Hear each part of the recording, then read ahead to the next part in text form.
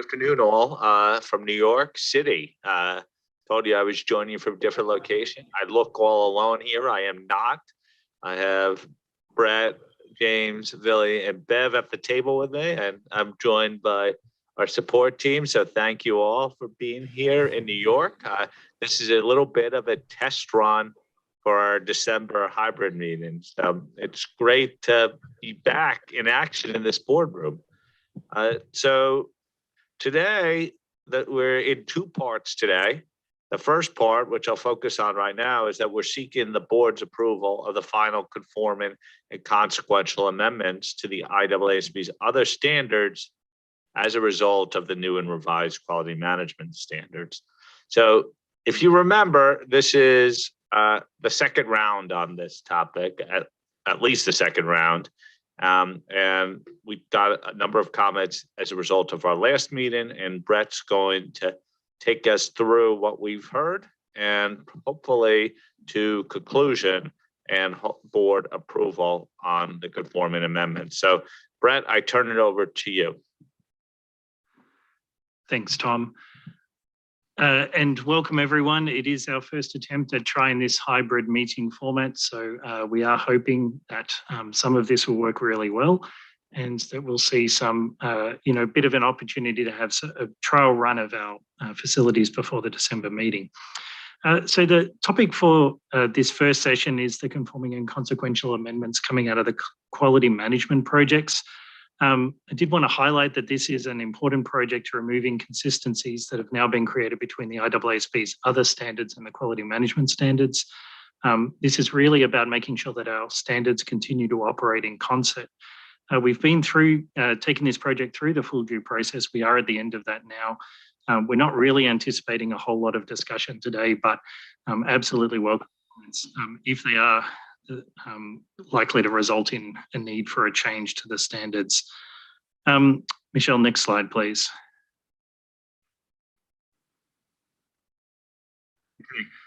Okay. I do just have a couple of small editorial type changes that we'd like to make. They do affect requirements, which is the reason why we're bringing them up. They're a little bit on the not strictly minor editorial level.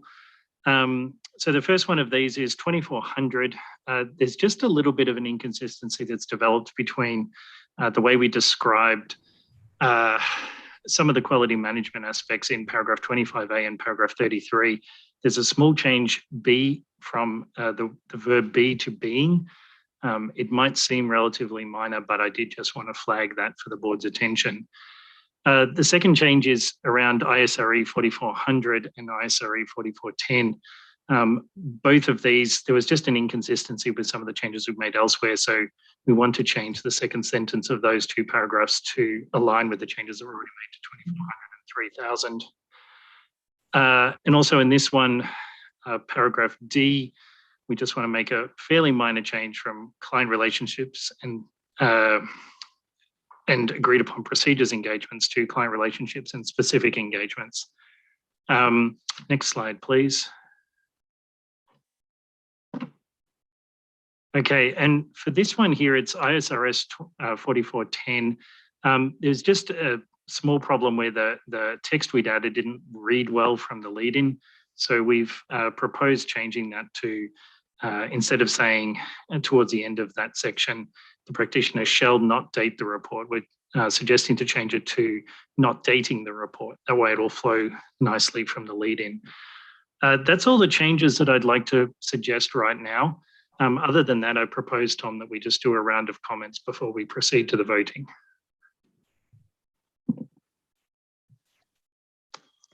Thank you, Brad. So what I suggest to do is to open up for comments on anything Brett has proposed or any concerns that the board would have on the proposed conforming and consequential amendments.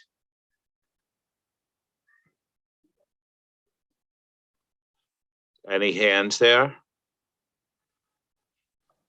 I see no hands raised. So Brad, I think we could go back to you and you could set us up for approval when as expected. Sure, thanks. Do you want me to make my due process comments now? I do. Okay, thanks.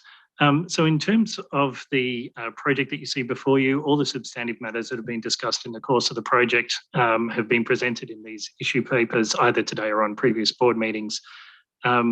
We don't see any need for a roundtable, field test, consultation paper or any further public consultation.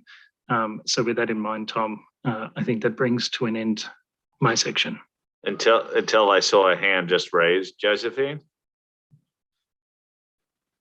I'm really sorry. I thought we were just going to comment on these minor changes, which I'm very comfortable with. Brett, I did send through a couple of other comments where there is, in moving some of the text around, there's an "and" in the wrong place. And so it's just moving the "and" down one level below. So I just sent a couple of those through. You haven't mentioned them. So I don't know if that's because they're just really minor and you didn't want to mention them, but I wouldn't want them to get forgotten. Brad, you want to respond? Yeah, thanks. Josephine, apologies. I didn't mention them. I felt they were on the nature of just straight out typographical errors that we can correct. Thank you. I just wanted to double check. Apologies for interrupting. Oh, good catch. So I think, Brett, that you just confirmed that all matters have been brought to the board, have been responded to by you from the board. So I think the next thing would be is Billy, from a technical director perspective, to give us your insights on the due process. Thank you, Tom, and good afternoon, good morning, good evening, everyone. So I refer board members and official observers to agenda item 4 that sets out, as stated in its objective, the status of due process followed in relation to this project under headings that address background and due process up to the date of the October 2021 IAASB meeting. And I'm happy to advise that due process has been followed effectively and with proper regard for the public interest in relation to the development of the conforming and consequential amendments to the IAASB's other standards as a result of the new and revised quality management standards up to as well as during the October 2021 IAASB meeting. Thank you, Tom. Thank you, Billy. I'm going to ask the board if you're ready to vote. I should note, again, I probably didn't say this at front, that Fernando gave his apologies due to prior conflict for this meeting. Len Jui, who is available today, but he's having computer problems logging in right now. So I don't think he has joined yet either. I just raised that now because for the numbers of the vote, I just wanted that to be reflected that we may be 2 board members short of 18. So, so I ask you, and unless you gesticulate that you're not ready for it, I'm going to say, are you ready to vote on the conforming amendments? I see no objection. Okay, we're going to do, since you're all in Zoom land, I'm going to ask you to use digital hands to vote. And maybe the first thing I will do is ask if anyone wants to vote no on the conforming amendments. So raise your hand if you want to vote no. I don't see any hands. Anyone who wants to abstain to the conforming amendments? I know Kai Uwe Martin is an abstention. Okay, by show of digital hands, Kai, can you put your hand down, please? Wendy, are you abstaining? No, you're not. Just Kai Uwe Martin is abstaining. Len is trying to get in right now, so maybe he's joined at the key moment. Len, have you joined? Yes.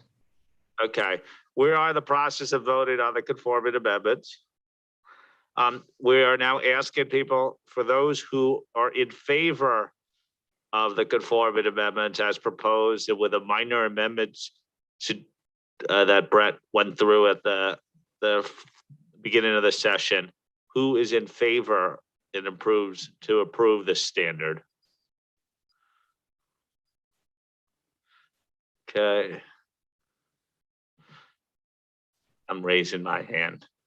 So not surprisingly, we get 16. So we have one abstention. I will just ask, Kai, you mentioned this last time, hands down, everyone. I think you gave your reasons for concern at our last meeting, but if you want to quickly say anything of why you're abstaining, we could note it for the record. Okay, Tom, thanks very much and good afternoon. In line with my abstention on ISQ 1 in September last year, you remember I abstained from voting on the confirming and consequential amendments arising from ISQ 1 to other IAASB standards.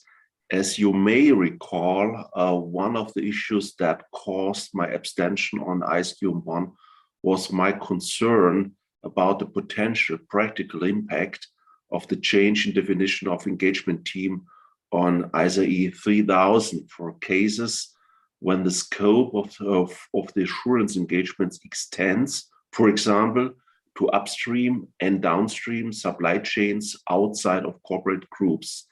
This issue is not resolved through the proposed amendments.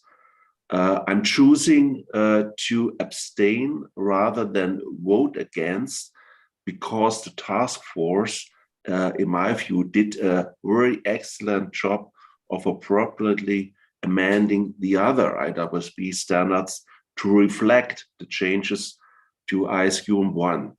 Thanks, Tom. Thank you, Ty. Okay. The next thing I'd like to ask, Brett, is your view in terms of re-exposure and whether the re-exposure would be necessary in this instance. Thanks, Tom. The staff's view after appropriate consideration is that we do not need to re-expose. Thank you, Brett. So I need to ask the board on whether there have been substantial changes to the exposed document such that re-exposure is necessary. All those who believe re-exposure is necessary, please raise your hand. Let the record reflect that no one has raised their hand for re-exposure. I think, is that all we need, Brett, or do you need to have the affirmative that people do? No. Okay. So we had no votes for re-exposure. That's fine. We do not need to re-expose. So congratulations, Brett, in one of your final acts that you've gotten the conforming amendments through. So congratulations. We usually applaud here. And okay. So effective dates, right? Yeah, thank you.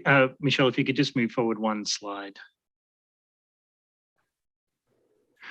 Thanks. I don't think we need to draw any particular attention to this one, but I will just mention it briefly. The board discussed this one at the September meeting, and we concluded then that this was the right effective date period to include in the basis for conclusions for these standards. There were also some other items that were mentioned for inclusion in the basis for conclusion, and we'll make sure that those happen. You know, so it's small on screen. So just the reminder, reviews of financial statements for periods beginning on or after December 15, 2022, and other assurance and related services engagements beginning on or after December 15, 2022. Okay. I think that's just noted for the public record, right? So, Brett, anything else to close on this topic? If I could just say thank you both to the board for approving this, and I never take these votes for granted.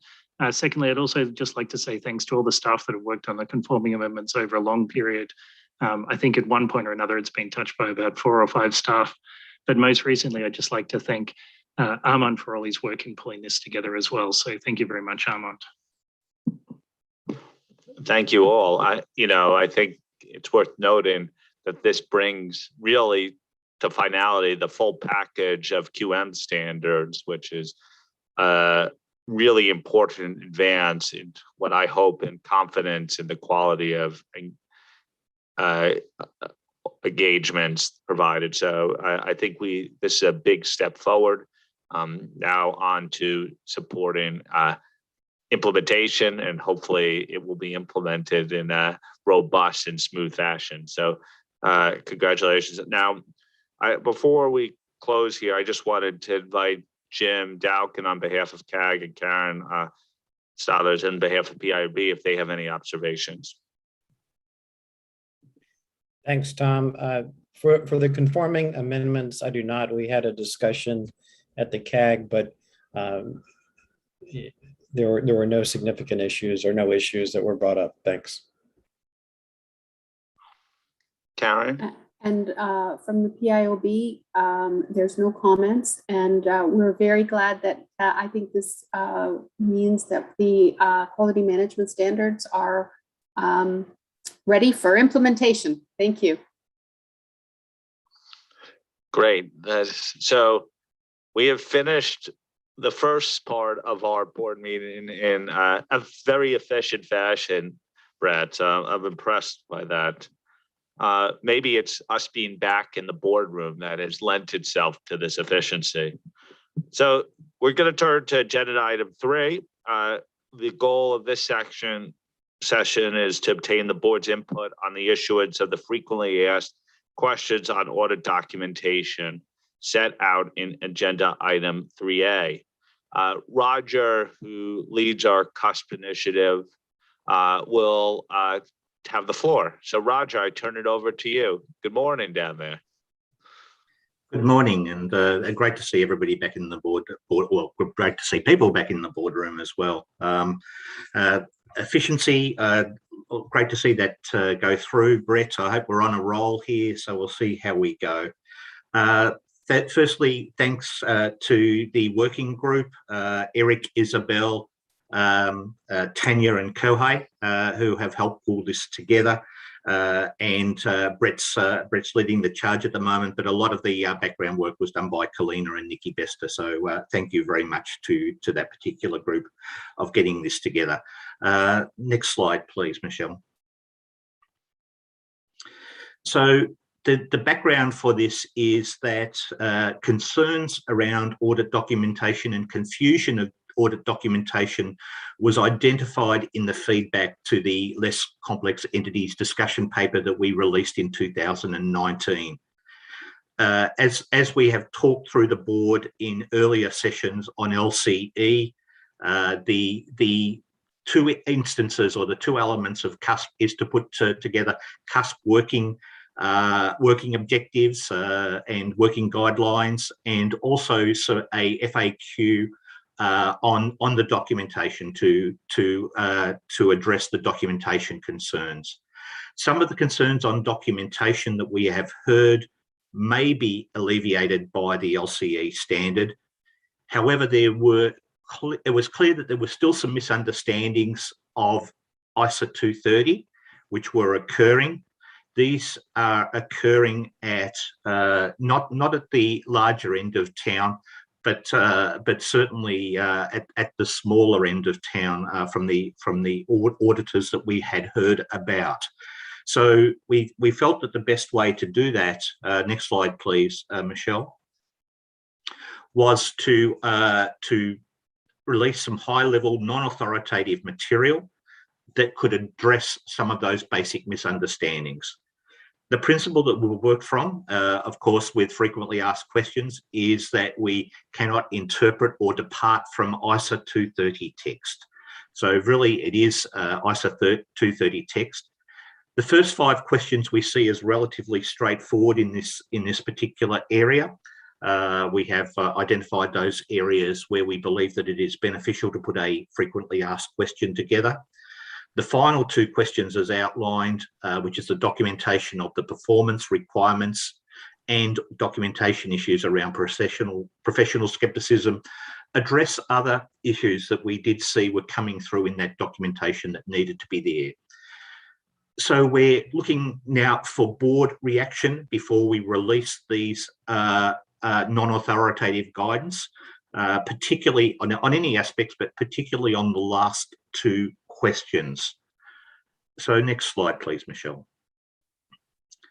So the board is asked for their views on whether they support the issuance of the frequently asked questions as set out in agenda item 3A. So I'll pass back to you, Tom, to take us through the discussion from the board members on the agenda item 3A.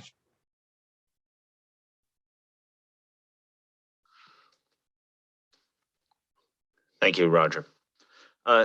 Okay, I'm gonna seek views. I think the point that you made, I think we came up with this sort of this type of topic too when we talked about technology in the past, is remember the audience that this is primarily targeted for, and see if we're doing something that's helpful to address concerns, recognizing that we're doing many of our responses through the LCE project as well. Okay, so I'll take comments from the board.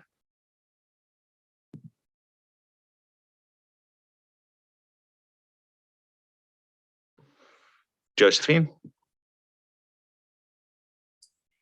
And thank you so much, Roger, and to the team. It's really good to see this FAQ starting to come to life here, and actually got quite a lot of feedback on that. There is a lot of support for an FAQ on audit documentation, particularly as in my world, insufficient documentation still remains one of the most common weaknesses that's found during inspection visits. So really welcome this. In this respect, the feedback was that information addressing questions 5, 6, and 7 were definitely starting to tackle some of the real conundrums that some auditors face when thinking about preparing appropriate or even sufficient documentation. And for example, the orange boxes that address professional skepticism are a good idea. We believe each of those, as far as possible, probably needs some examples to bring them to life. And we've definitely got some ideas and some examples that I will send along. In terms of the performance matters in question 6, generally again offering more practical help, but not quite sure what the difference between matters and factors are. It was felt perhaps the rationale supporting conclusions was important in all cases in those examples. So perhaps again some specific situations could be used in those boxes and maybe teasing out perhaps of that factors and matters. In terms of question 5, well, actually, just generally, the feedback was clear that just repeating, though, what was in the standard was not actually helpful. So questions 1 to 4 in the feedback I received is that it's just not necessary. Most of that material is in the standard already, and perhaps in that respect, all you really need there are a few paragraphs that deal with the key aspects of the standard. Including reiterating why documentation is important, which was something that you mentioned on the previous slide, or what the purpose is for documentation, but really keep that brief because it is in the standard, and then you don't have to worry too much about straying from what the standard says.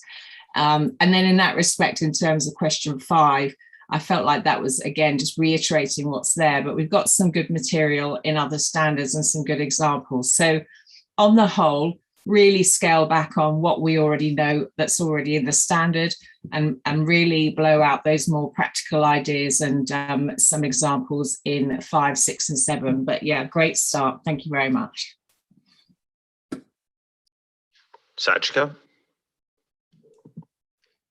Hello, everybody. First of all, thank you very much, Roger. I believe CASP is, one of the very, very important project in the IAASB's activities, and I really highly appreciate working groups' hard work on this project. And my comment is that I think this frequently asked question will become much more beneficial if the answers to the questions provide some more hints and insights, because I really like the selected question because they seem relevant to the areas that where the auditor in practice often have challenges or difficulties and they need some guidance. But it seems that most of the descriptions in the answer directly come from the description in the ISAs. And for example, question 6, there were some examples about possible documentation, but I think for the example, some hints or tips can be added to make this document more helpful. And I understand that, this type of material usually cannot include materials that go beyond ISAs, and that's why working group has sought to stay close to the text of ISA 230. But if the content don't include new tips or hints for practitioners, I think the practitioners may get a little bit disappointed. So my suggestion is perhaps we could include some, enhancement to the document before we issue this, frequently asked question. That's my comment. Thank you. Coyote? Thank you, Tom. I have a brief comment. Roger, thank you very much for the presentation and the work in the team, which you have done. I very much support the issuance of FAQ, but only after the CASP framework is issued, because there needs to be agreement on the work effort and documentation implications of the verbs used in the table in question 6. I'm also concerned that the examples of what may be documented will quickly be taken up by regulators as to what must be documented. For this reason, I would prefer to revert to the ISAs on what must be documented rather than discussing what may be documented. That's all, thanks. Thank you. Diane? Thanks, Tom, and Roger, thank you. This is another, I guess, area that is near and dear to my heart. And just like Josephine said, as somebody who's on the other side of Josephine, I absolutely agree documentation can be a real challenge. My overall reaction, and maybe this isn't fair, but I did feel as if it was trying to justify why we don't need to document. I felt like the tone was slightly, what is the minimum, or what is what you don't have to document. And so I would just caution to make sure that it's very balanced. And I agree with some of the other comments made about, how meaningful is it to repeat what is in the ISAs, and maybe there's an opportunity to enhance that a bit. For instance, when I looked at question 4 and the green circles, I know that the first 5 circles come straight from ISA 230, but when I looked at the green circles, I thought one of the elements that was important is the degree of judgment that auditor used. And the more judgment that the auditor employed in their approach, I would think you'd have more robust documentation. If it's straightforward and anybody can pick it up, you may need less documentation. So I thought, the auditor's degree of judgment was a very important piece that was a bit missing. And I also had some suggestions, maybe just some comments when you go to the green boxes underneath question 7. I thought that might be some other elements that you could draw out in those green boxes without building a missile, without those orange boxes, without making them overly complicated. So I'll send that through, but overall, I think you have the right questions. I think it's a really important document. I just want to make sure that it's balanced in terms of where you need additional documentation, and just keep it a balanced approach. Thank you. Thank you. Wendy? Hi, Tom. Hi, everybody. Thanks, Roger, and your team. I agree with many of the comments that have been made. I'm going to get more specific in a second. And I agree that it's a document that should be issued. The one question I have, and maybe when we're finished, this can be answered. I don't know the timing of the issuance, and also how the LCE standard will play in, because clearly this is very ISA 230 focused and doesn't really go towards the LCEs. And so I have similar comments about not wanting to repeat the standards, but maybe I had a different solutions. I thought that 4 was way too long, and I actually thought that the circle, since it was right from the standards, perhaps wasn't necessary, and that would take out some of the length. That was an observation I had there. And then I have the same observation in 4, 5, and 6, that I think I would prefer more examples or illustrations of what some of the documentation might look like. Or I think it's in 4, I say consider examples side by side of do's and don'ts, which reminds me of something else we did someplace else, maybe in the LCE standard. And then the professional skepticism one, I got stuck on a little bit, and that was because just because we don't document professional skepticism doesn't mean that we didn't have it. So I wasn't really sure if that needed to come through somehow. And then also in the last section where it says some other examples of where documentation may provide evidence, I thought we needed to make it clear, like in one of the prior ones, that this is not an all-inclusive list. We don't have that caveat here as we have in a prior one. And again, in summary, I think it's important to issue it, but in some cases, I think we have to be less standard focused and more operational and performance focused in terms of the audit. Thank you. I think we're explaining why I find standard setters issuing non-authoritative guidance is so challenging. Sue?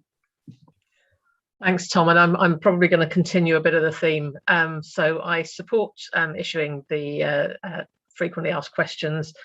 In preparing for the call, I've spoken to a number of smaller firms, and I think the desire, as has already been said, is more about providing some kind of examples or flavour as opposed to reiterating what's in the standard. And actually, I think that's referenced in the issues paper. The paragraph 1 talks about providing examples. So I think there's an opportunity there to perhaps build on that. We do have some detailed comments and suggestions, which I'll send through. On FAQ number 6, I felt the examples did help. The only observation there really was similar to what we have in some other publications, just to put a note that this isn't some kind of checklist, that we wouldn't expect all these factors to be present, but they are examples of what you might see. So thanks for the work, and it's moving in an appropriate direction. Okay, we're getting very consistent themes, and I'm going to go to others on the board shortly. But I think what I'm taking away is, in the mind, unless I'm reading the comments wrong, that there are significant effort that would still be required before the board would be comfortable approving this FAQ. All I would say is I'm not sure that that's an immediate fix, and therefore the consequence of that may be non-issuance of this for some time.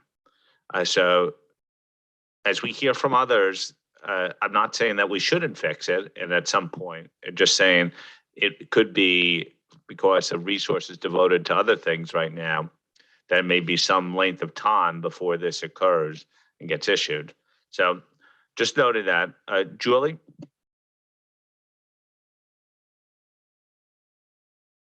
Hello, everyone, and thanks, Roger. Tom, I had a view that I was more comfortable issuing it, I think, than not issuing it. There's definitely some things to think about, and Roger, I'll send along a few editorials, but I thought it was a good start. I mean, I don't know if this is a once and done and we'll never to issue FAQs again on audit documentation. So that was sort of the lens I was looking at it from. I had some similar reflections about what Josephine mentioned about some of the questions being maybe more overarching or content from the standards. And I sort of was okay with them being in there, but wondered, and this is not my idea, so I don't take credit for it, but someone else provided the suggestion that maybe at the beginning of the document, there could be a bit of a list of the FAQ so that you don't lose the reader, 2 or 3 pages after they've started and they don't get to the questions near the end that are really the more meatier questions. So that's really a form suggestion, but I thought it was a good idea.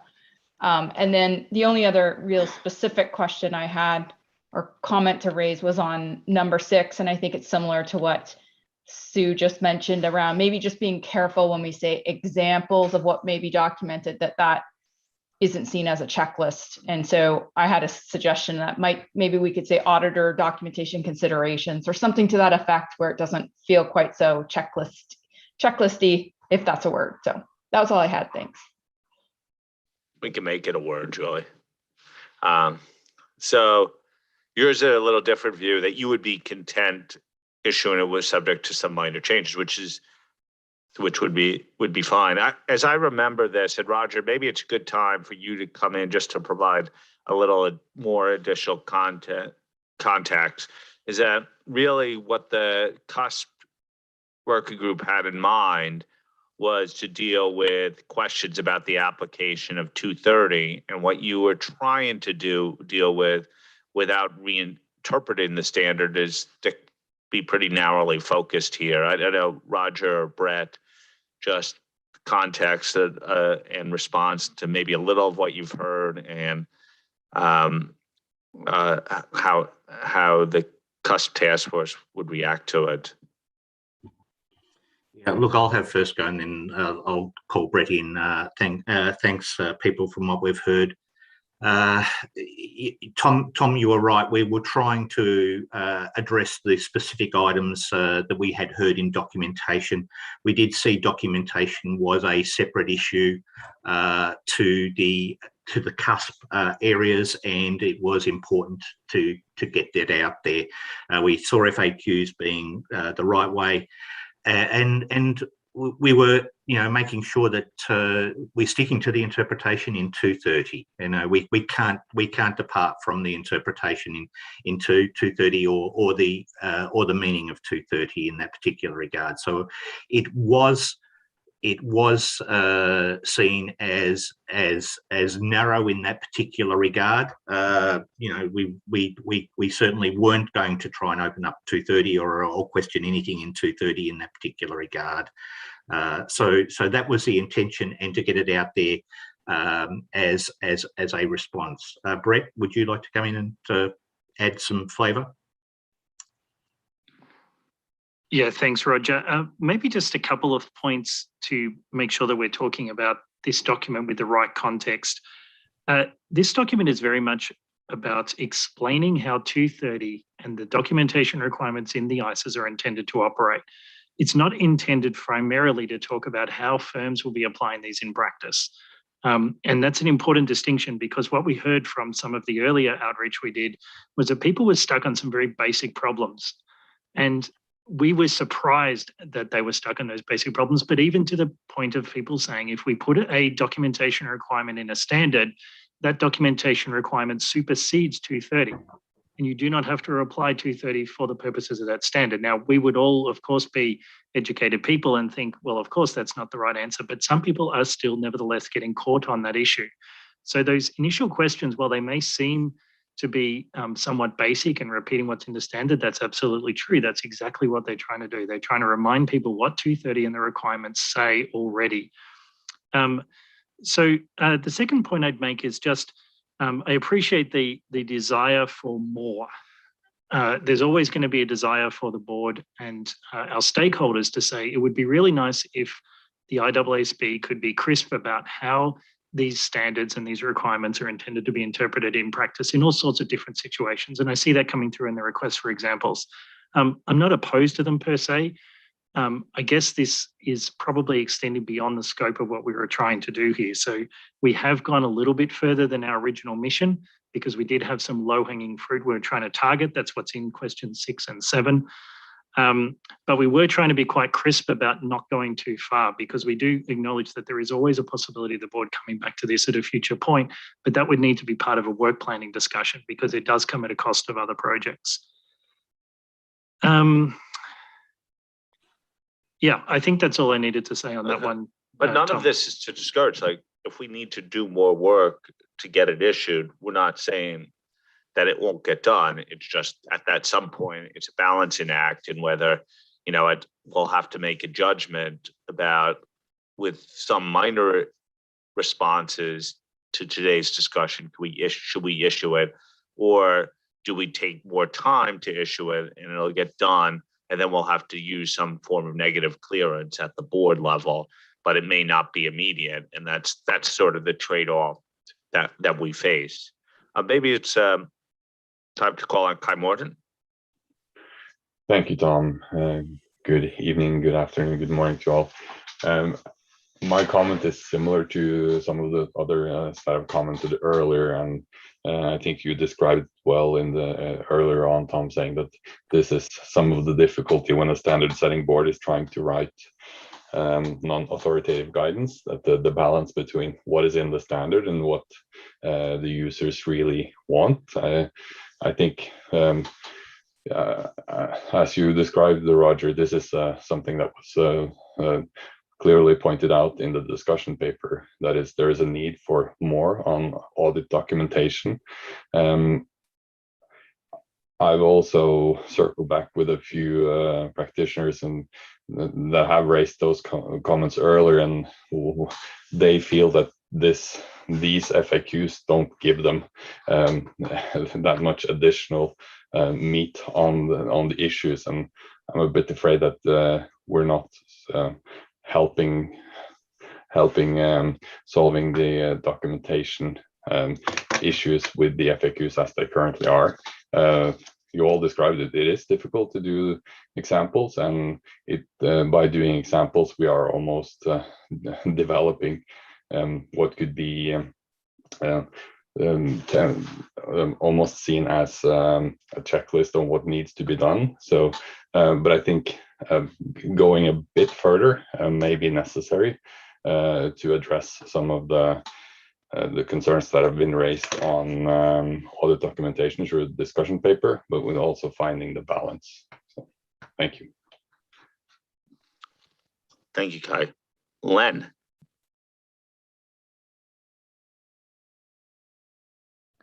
Thank you, Tom. Apology for my internet connection earlier. I actually had very consistent comments as others, but I think Roger and Brett's explanation was helpful. I think from my perspective, even though the comments are consistent, I was in a place where I think there might be expectation gap in terms of what I was expecting, or most of the practitioners were expecting in an FAQ. So stepping back, I think what you have in here is good education material for some people. So I think that's like a starting point. People try to understand what's documentation and the linkage to other standards.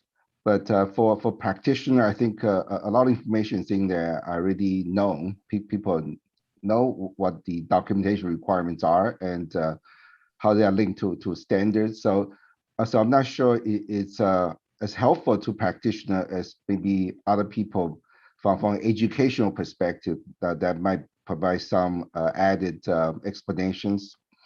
On some of the examples, I'm struggling with a few of them. I guess that goes back to what's the expectation. But I think Tom also said it very well. It's difficult to write FAQ and also the depth of the issues. But the challenge has always been practical examples rather than general examples, how to apply the requirements in the standards. I'm particularly concerned about question 7. For example, your first box, action to demonstrate applying professional skepticism.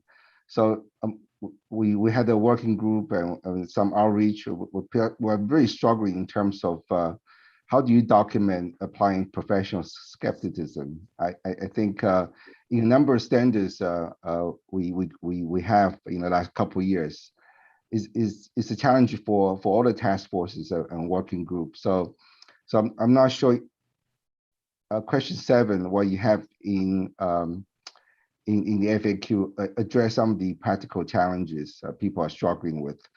But I have a lot of detailed comments I'll send to a working group separately. But my apology. I think your explanation was helpful in terms of the scope, the objective of this project. But from a practitioner perspective, I think there's still a gap there. Thank you. Okay, shall we?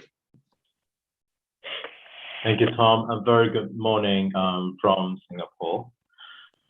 So I want to first express appreciation to Roger, the CARP working group and staff for this effort. I think, as correctly pointed out, this is a challenge that many practitioners are facing. So a lot of questions that people are raising. So, issuing this FAQ, I think, goes some way towards addressing that. I think the right questions have been identified for the purpose of this FAQ.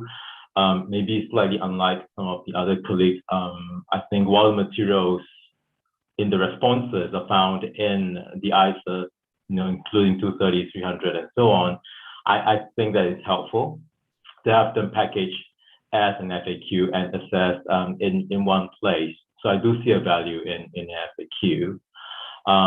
One maybe suggestion is I wonder if we had a look at the basis for conclusion for 230, both when it was first revised with the experienced auditors test and when it was clarified under the Clarity project. I think throughout my years on the board, there's often been said that there are often helpful materials in the basis of conclusion, but they are lost with time. So maybe FAQ is a good platform to bring back some of those relating to the documentation.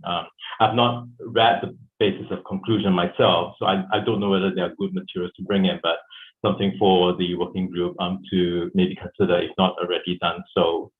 I did have similar, I guess, concern as some of the others. Just going through the FAQ, I wonder if we're going far enough.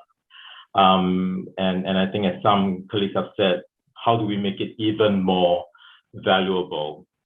And I was trying to put myself in the shoes of the working group and trying to think of what I might have done. I can't think of good solution. I think I can see the constraint that the working group is facing. But from the comments that we have heard so far today, some of the colleagues seem to have some practical suggestion on how to do it. So maybe it would be good for the working group to look at. So I guess the bottom line is I'm not against issuing the FAQ as it is now, but if there are ways for us to make it even more valuable for the practitioners to really address some of the concern, I think that's really definitely worth exploring. So that's all from me. Thanks. Thank you, Chun-Wei. I want to hear from everyone, but what's coming across is I do think that the working group is going to have to assess what's coming in by writing what they've heard today and assess the level of effort that would be required to get this out, and potentially require, if there's a sense that it's not a major thing, major changes, which I don't think they'll come to based upon what I've heard today, then there could be a push to get it out through some form of negative clearance, or when resources are available, and we could have some discussions at our planning committee about prioritization on this. We'll get it out, we'll finalize and adapt it as appropriate, but that will be an assessment of the level of work effort, and it would still require negative clearance. I think it also shows that how difficult doing non-authoritative guidance is when we're the standard setter. Sometimes when you're trying to be helpful, it opens Pandora's box. Yosh.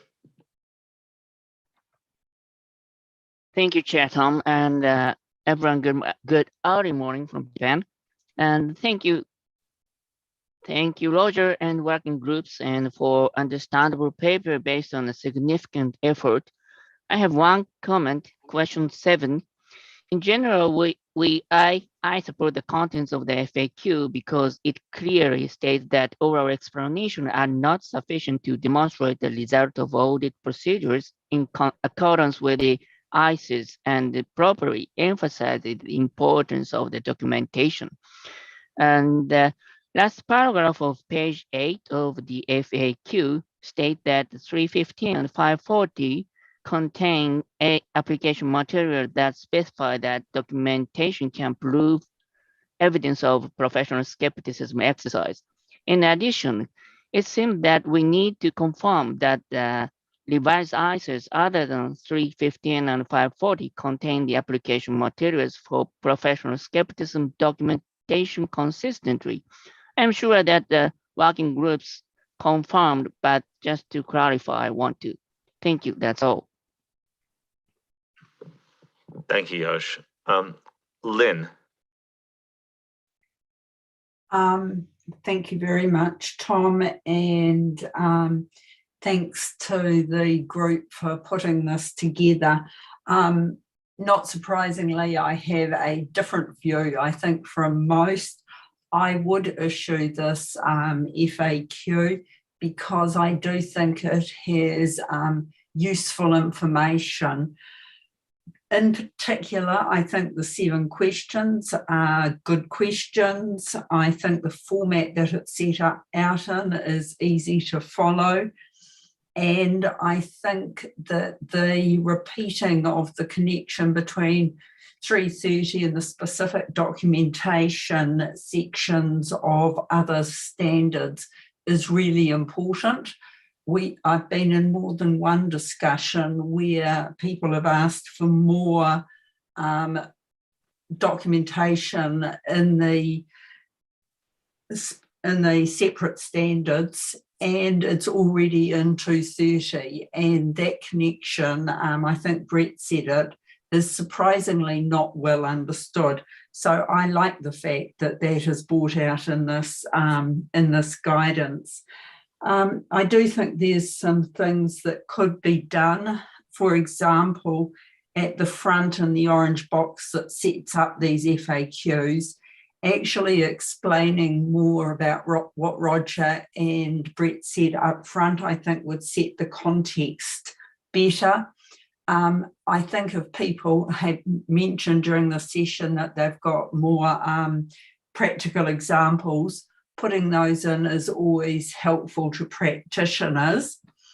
And I just want to put on the record that the Professional Skepticism group was thinking of writing a separate FAQ on documentation of professional skepticism, because it's the last major live issue that we have that people keep asking us for. How do we document professional skepticism?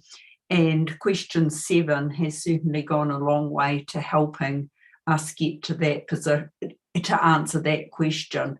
Not entirely, but certainly a long way. So I think from a professional skepticism point of view, it moves us in the right direction.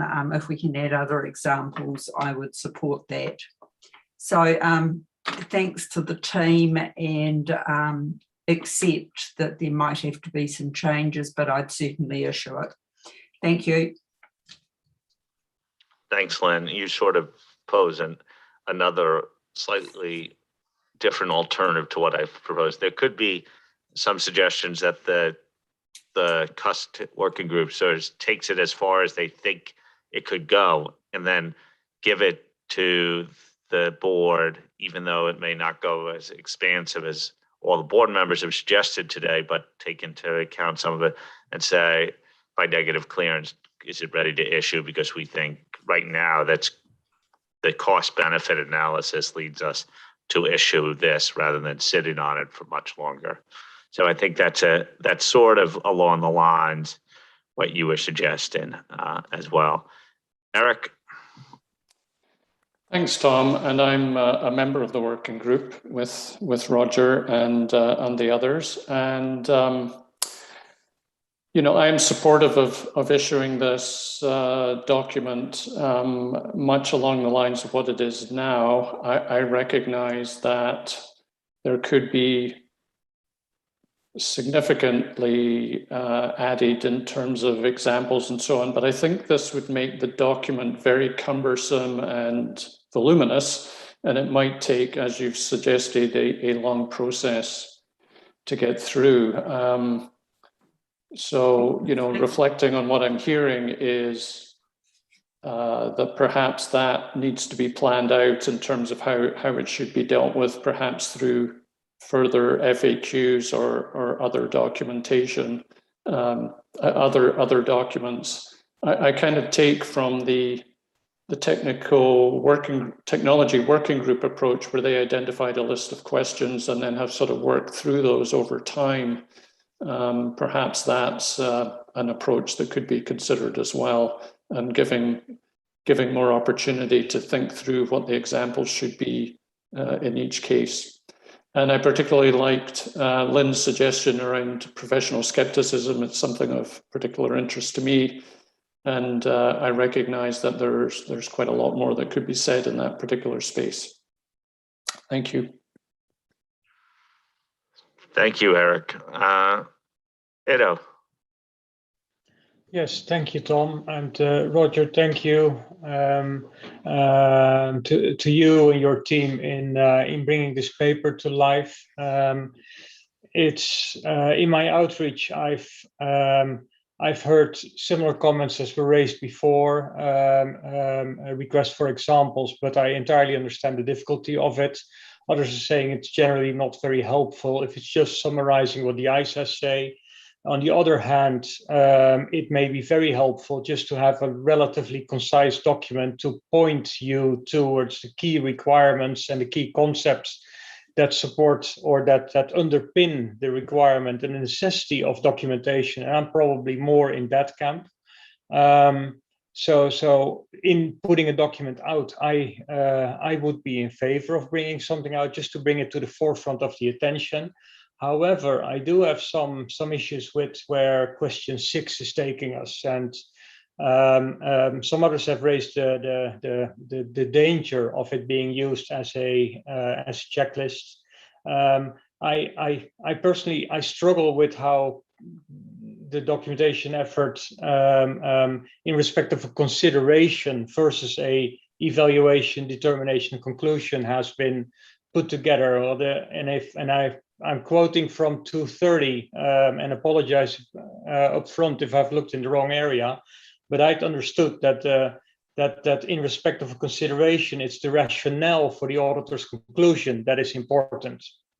It is, I think, a consideration is reflection, and then bringing in all factors and then going along that route. I think that is asking more than what the standard is requiring you to do.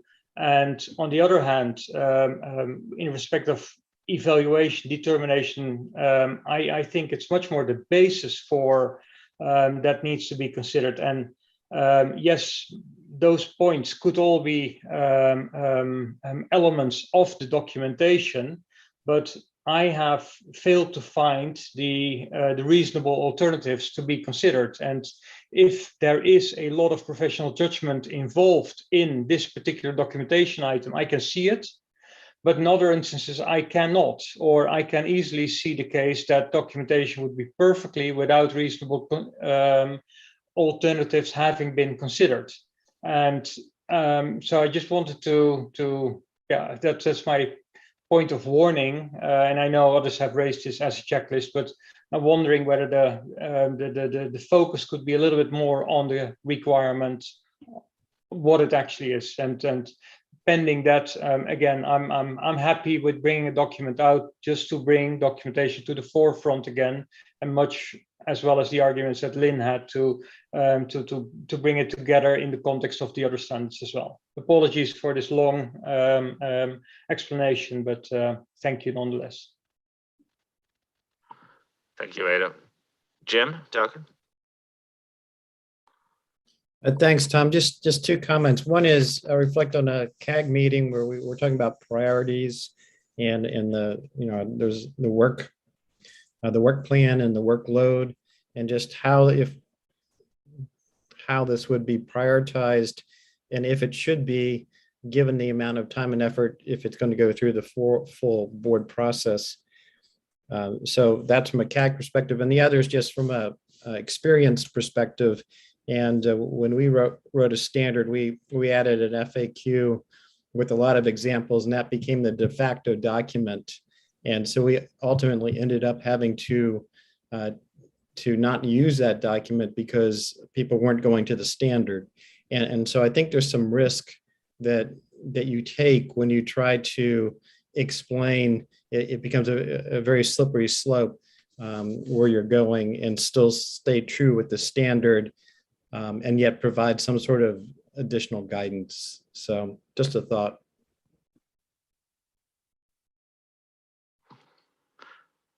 Thank you, Jim. Vivian, feel free to come on camera. I assume you're speaking up for Fernando. Hello, everybody. Good evening from Brazil. Fernando sent his apologies for not joining us today as he is in a business trip, but he wants me to raise that he liked the document and the colors, and he's very supportive of issuing this FAQ because the smaller documents can be more friendly and easily assessed. Practitioners can always dive deeper in the standard as needed. Also considering that our respondents in their comment letters normally ask for more guidance, so it's a sign of good practice from our side. So however, very similar to Sue, Kai, and others, he believes that more examples, practical examples are expected from the intended users. Thank you.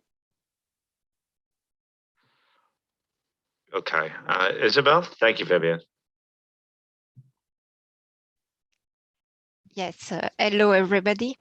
I'm a member of the working group, but I wanted to provide some insights on the mindset I had when working on this project.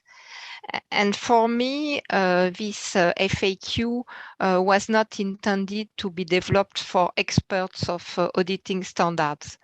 I perceived at the time we read the response we had to the various consultation and outreach on what we could do on less complex entities, that something people thought was difficult was the documentation. And we could perceive that a lot of respondents had lost the flow of the standards because they're using methodologies or checklists. And in fact, some very basic interaction between the various standards and 230 had been lost somewhere. So what I intended to do when working on this project with the working group was purely educational. So maybe the FAQ label, the FAQ label that we have right now, it creates an expectation gap because some people believe we are trying to answer to questions that are not solved by the ISA, which for me was not the purpose of the exercise. So maybe what we could do is try to find another label. Maybe it's not an FAQ. It's something else, a kind of educational document. Maybe we could release it differently, maybe under a different format or even under an interview format, not to lose the content of what has been done. And maybe on this topic, a lot of people have asked for more. But maybe instead of more developments on the topic, what we need at this stage is less. And so maybe on this topic, less is more, and we can already provide a short educational document by shortening what we have developed to provide some support for the people who need it. And of course, it will not solve all the questions, but a lot of them are not solved by the IAASB. So it's not what we can do in the scope of such a project. So that was my my understanding of what we were trying to do. Thanks, Isabel, for that perspective. James. Thank you. Yeah, I was listening carefully. I picked up the document myself, and perhaps the most interesting thing I had was stimulated by the title, Frequently Asked Questions. And I think if these are the questions that are being asked, as Brett has alluded to, there's either a misunderstanding or a doubt or a lack of perspective when entering into the ISIS. And if that's the case, I think we're serving a very valid purpose as it's presented in responding to, I presume, the questions that are being asked. And I think it's being respectful to ourselves as authors of the standards to reiterate our position and provide those linkages. So I'm very much in support of Ido, Isabel, Lynn's comments, and actually issuing it. There is some value. My grave concern is endeavoring to pursue something that provides examples, tips, guidance that can only be addressed in the context of a situation and a scenario, and thereby illustrating documentation. The IFAC S&P committee has produced, I think, about 180 pages in an ISA supplement to their guide. And that walks through section by section of an audit and provides illustrative documentation techniques, tips, and guidance. And really that is at that practitioner level. I think we can think whether on issuing this, we encourage IFAC to re-promote under its own banner the guides that exist. But certainly it is an enormous task to meet the expectation of examples, tips, useful practices, and do's and don'ts in an audit context. The guide that is available goes through those questions and those issues in detail for every step of an audit. So I think we should be careful around our role and the roles that are better served by others and other existing documentation. So in summary, I'd support in advancing as we have, and just tread cautiously before we commit to a guide of any nature, because I'm not sure we're the right body to issue and promote such a guide. Thank you. Okay, we've got a lot of feedback here, and let me suggest a course of action, and then see Roger and give him a reaction to my proposed course, and see if anyone wants to come in. I do think as I suggested, at some point we'll have to make a decision whether we're ready to issue this document, and there will be sort of a binary, whether the task force feels that they take it as far as they want and it's of such use that will be responsive to people that it's worth getting out based upon the level of input we've gotten here and what is practical to do, responsive to also with James's and others' cautions in mind. If that's the case, the task force hears the input and thinks that they could return something around with relatively small labor, then it could get cleared, right? Would it be negative, Billy? I'm looking at you, a negative clearance mechanism. We could talk about the clearance mechanism for the board later. If the task force thinks that a bigger fix is warranted, then at some point we may have to table it for the moment and wait till resources are together. And so I guess I would put it back to the working group here and say, reflect on what they've heard, see whether that some of the input is able to be accounted for in a relatively rapid fashion, and that the need in the marketplace is urgent enough to get something out. And maybe at a later date, we address either through standard setting, and some of the issues that I hear today are probably best addressed through standard setting activities or other activities, grabbing that, or we do further guidance as appropriate. So I don't know, Roger, if you have a sense, Billy, do you want to add what a possible clearance mechanism would be if you took my approach and then personally turn back to Roger? Thank you, Tom. I think you've summarized it well. Realistically, based on the comments we've heard today, I've tried to keep track of the comments from the boards. I don't think, one of the things why we in the April paper indicated that we will bring this non-authoritative guidance document to the plenary session is that we did want to get a sense of whether there's majority support for board members for us to issue the document that has been prepared. And I've kept count, and I don't think we've got a majority of board members that support it in the sense of as is with some adjustments that may fairly be quick in terms of subject to certain and more smaller changes. So that leads me to think that we can either try to finish this as you've suggested, Tom. The other possibility is it will require more work effort, and then we put it into the channel 3 of the framework for activities. That's basically our negative clearance channel.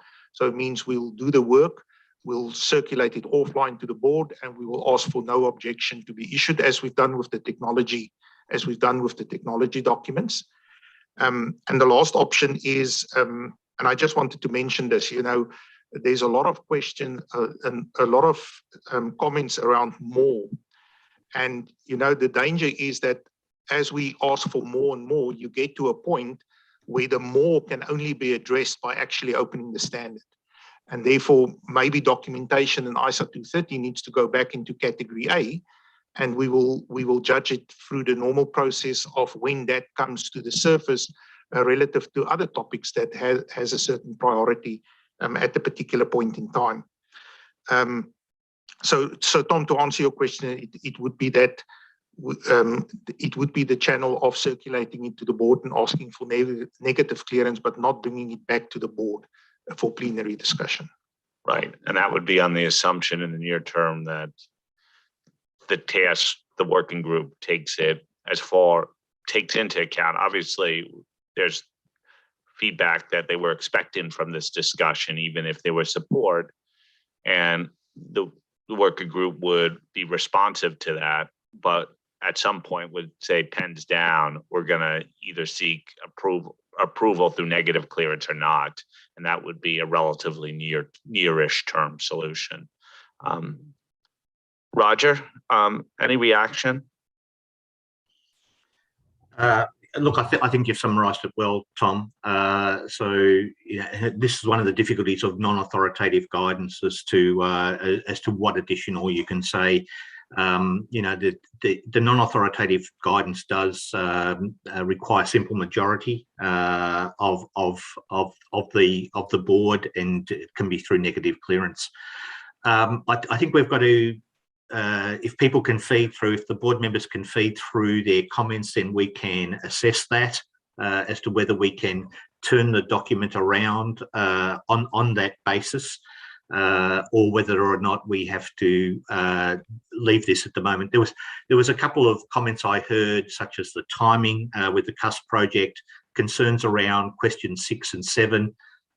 Which were fundamental concerns, and so we do need to address those particular areas, or the board members may have a concern. But if the board members can feed us through the comments, then I think that we can make a determination as to whether there's something we can produce quickly. I think some of the earlier respondents, Billy, I know you've done a count. Earlier respondents were supportive, although they were looking for more. So I don't know whether they came through as strongly supportive before Tom made his intervention at that particular stage. But I think that would be the way forward. To get some comment, if the board agrees, get the comments from the board.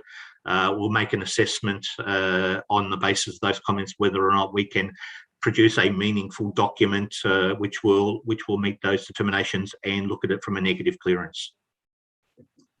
Right. I think the first half of comments were supportive directionally, but we're suggesting further work, which at some point, we're going to have to make an assessment about how much further to go.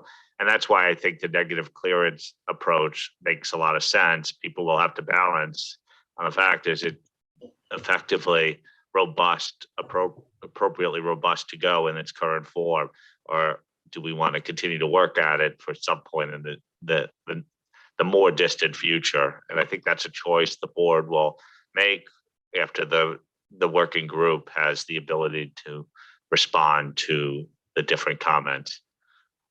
Anyone object to that approach? Anyone have anything to add on this topic? Brett, you have anything you want to say more on this? I had nothing from my side, Tom. Okay. Thanks. Okay. Karen, as an observer to this discussion, any observations? Thanks, Tom. I think that this was a helpful discussion because it brought out, in my mind, two issues. One, the difficulty for the board on non-authoritative material, and the second one on how to be timely in the face of a need for clarification or questions to be answered. And it might be worthwhile to reflect on both of those points as you work through other things in the frame. Thank you.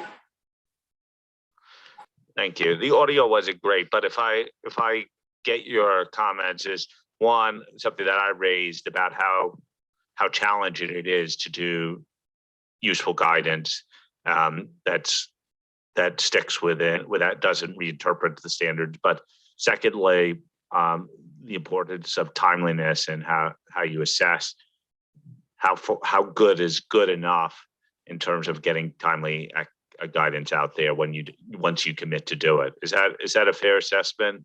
That is. Yeah. Yeah. Sorry for the sound. No problem. I just wanted to make sure that everyone heard it. Thank you, Karen. Jim, you gave us some counsel through this discussion, but I don't know if you'd like to add anything. I don't. I think I like the suggested direction for this, though, and I imagine that would work with the CAG. Okay, Roger, any last words before we close this topic? Nothing from me, Tom. Thanks for everybody for their comments, and we look forward to getting the feedback so we can make a appropriate determination going forward. Thanks. Okay, I think we're done with the business topics for this session, for these sessions for the last couple of days. I wanted to thank the board, staff, and our volunteers for all your work in preparing for these discussions. Draft minutes will be presented in due course and will be posted for approval at the December 2021 meeting, together with the minutes of September 2021 meeting as well.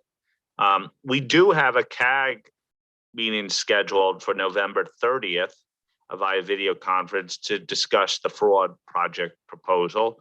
So look forward to that. It's a really important part in addition to 600 of our December meetings. And speaking of December, I thought since we have gone more quickly than anticipated, that it would be useful for Billy to give a little bit of a preview of what we're thinking for December. As you know, we have, while we're here today, committed to doing, assuming nothing changes in terms of travel restrictions and health considerations, have a hybrid meeting with a good majority of our board members in person in New York. So Billy, over to you. Thank you, Tom. And I think the board members are all now aware that we've made the decision to go back with, to go ahead with the hybrid meeting. We've also made it clear that for the people that are going to, and I'm happy to say that that's a majority of the board members that will be coming to New York. The in-person element of that meeting will be from December 6th to Thursday, December 9. So Friday will be an open day, also to allow people to travel back home, because we do also still have the 2 approval sessions that will be on Monday, December 13 and Tuesday, December 14. which will definitely be will only be virtual sessions. We have been working on the agenda, and it was very useful to get the board's feedback in terms of those board members who plan to travel to New York in December. And what that has shown is that the 4 board members that will not be able to travel to New York are all in the region of Asia, Australia, and New Zealand. And that is important to mention because that determines the times that we can schedule the sessions on the days, because everybody else will be in New York and we need to accommodate those time zones the best we can. So what that implies is that the sessions we will have during the week of December, or for the 4 days from December 6 through to December 9, will be afternoon sessions to accommodate the Asia. So it will be afternoon sessions in New York to accommodate the time zones in Asia, Australia, and New Zealand. We will send out the detailed agenda in due course. There's still a few moving pieces, just have to slot in when all the fraud working group and the 600 task force will meet during the course of that week. But in principle, what we will have is on the Monday, we will have 2 3-hour sessions on ISA 600 to do a final walkthrough through the standard on ISA 600. On Tuesday, we will have a 3-hour session on fraud, the project proposal for fraud. Then on Wednesday, the 8th of December, we'll have a 3-hour session for the approval of the work plan. So you will remember when we had the discussion in September, we said the way we will set this up is we're not going to accommodate any turn of the document during the meeting.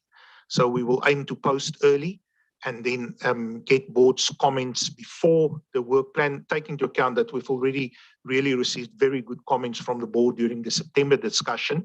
And we will also actually discuss a revised version of the work plan with the planning committee next week. So we believe we only need 1 session to actually get the work plan approved on the Wednesday. Then on the Thursday, we will have an opportunity for ISA 600 to come back with any targeted issues based on the conversation that we had on the Monday. And that will only be targeted changes that they will turn and ask for additional input from the board on the Thursday. And then as part of the Thursday session, we will also have an executive session where we will say farewell to the 2 board members that will rotate off of the board at the end of this year. And then when you all home back and safe, we'll catch up again on the Monday and the Tuesday for the approval session. So again, in this case, it's only virtual sessions, but we had to schedule them in the afternoon because December 13 and 14 are also the days on which the PIOB has their meeting. So we will in any case have to be present at one of those morning sessions for the PIOB, and the PIOB observer would obviously have to attend the PIOB meetings in the morning. So those will be afternoon sessions. So we plan to approve the fraud project proposal on the Monday afternoon, and then ISA 600 revised on the Tuesday afternoon. When we circulate the detailed board agenda, we will also clearly indicate when the turn documents will be posted to the board to allow for sufficient time to work through and come back to the sessions. Thank you, Tom. Thank you, Vili. I just want to ask if anyone has any questions of Vili. Obviously, we'll share this in writing shortly, but we wanted to give you a preview since we had the Tom today. No further questions. So I will bring the meeting to close. I hope if you had feedback on how this went as well, please provide it offline. We're looking to improve. It's a little bit different here. It's off a computer screen. There's screens here, so we're getting the hang of it. I have to say the sound and microphone system in here is vastly improved. So many thanks to the tech team at IFAC for their efforts and their support. So thank you for that. And we look forward soon enough to be convening here with many more of you in person. So have a great rest of the day or rest, or but if you're beginning the day, get another cup of coffee and we'll see you soon. Thank you.